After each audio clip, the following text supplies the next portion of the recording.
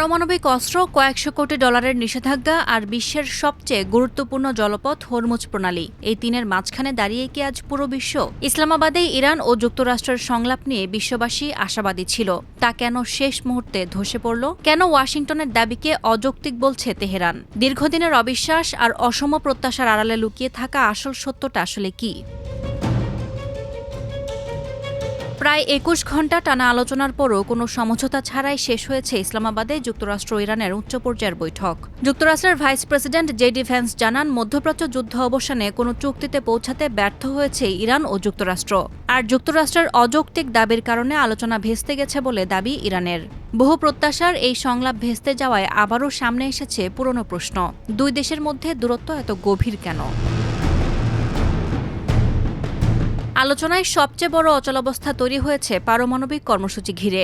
সংবাদ মাধ্যম the Guardian ও আল জাজিরা বলছে, আলোচনার কেন্দ্রে ছিল ইরানের পারমাণবিক কর্মসূচি।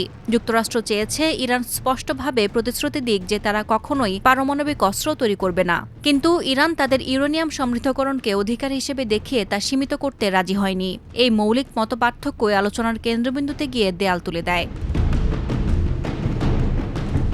অর্থনৈতিক স্বার্থের সংঘাতও ছিল চরমে। ইরানের দাবি ছিল বিদেশে জব্দ থাকা বিলিয়ন বিলিয়ন ডলারের সম্পদ মুক্তি এবং তাৎক্ষণিক নিষেধাজ্ঞা প্রত্যাহার।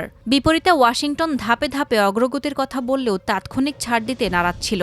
ফলে আলোচনায় কোনো আস্থার জায়গা তৈরি হয়নি, বরং অবস্থান আরও কঠিন হয়েছে দুই পক্ষের। এর সঙ্গে যুক্ত হয়েছে কৌশলগত দ্বন্দ্ব, বিশেষ করে হরমুজ প্রণালী নিয়ে। বিশ্বের প্রায় ২০% জ্বালানি সরবরাহের এই রুটে নিয়ন্ত্রণ রাখতে চায় ইরান। অন্যদিকে যুক্তরাষ্ট্র চায় অবাধ নৌ চলাচল। এই দ্বন্দ্ব শুধু দুই দেশের নয়, বৈশ্বিক অর্থনীতির সঙ্গেও জড়িত। ফলে সমঝোতা আরও কঠিন হয়ে পড়েছে। আলোচনার পরিবেশও ছিল উত্তপ্ত। একে অপরের বিরুদ্ধে অভিযোগ, অতিরিক্ত শর্ত আর অবিশ্বাস, সব মিলিয়ে কূটনৈতিক আস্থার ঘাটতি স্পষ্ট হয়ে ওঠে। ২০১৫ সালের পরমাণু চুক্তি থেকে যুক্তরাষ্ট্রের সরে যাওয়ার অভিজ্ঞতা এখনও ইরানের অবস্থানকে কঠোর করে রেখেছে। অন্যদিকে যুক্তরাষ্ট্রও ইরানের উদ্দেশ্য নিয়ে সন্দিহান। এছাড়া মধ্যপ্রাচ্যের চলমান সংঘাত, লেবাননে উত্তেজনা এবং আঞ্চলিক শক্তির হিসেব নিকাশ সবকিছুই এই আলোচনাকে আরও জটিল করে তুলেছে। ফলে দ্বিপক্ষীয় সংলাপ ধীরে ধীরে রূপ নেয় বহুমাত্রিক ভূরাজনৈতিক সমীকরণে। এর সঙ্গে যুক্ত হয়েছে আঞ্চলিক শক্তির প্রভাব আর পারস্পরিক চরম অবিশ্বাস। বিশ্লেষকদের মতে এই ব্যর্থতা হঠাৎ কোনো ঘটনা নয়, বরং এটি দীর্ঘদিনের ভূ রাজনৈতিক অসম প্রত্যাশার ফল। ইসলামাবাদ বৈঠক ভেস্তে যাওয়ায় মধ্যপ্রাচ্যের সংকট এখন ভয়াবহ অনিশ্চয়তার পথে। অনেকেরই প্রশ্ন, কূটনৈতিক দরজা কি একেবারেই বন্ধ? হয়তো না।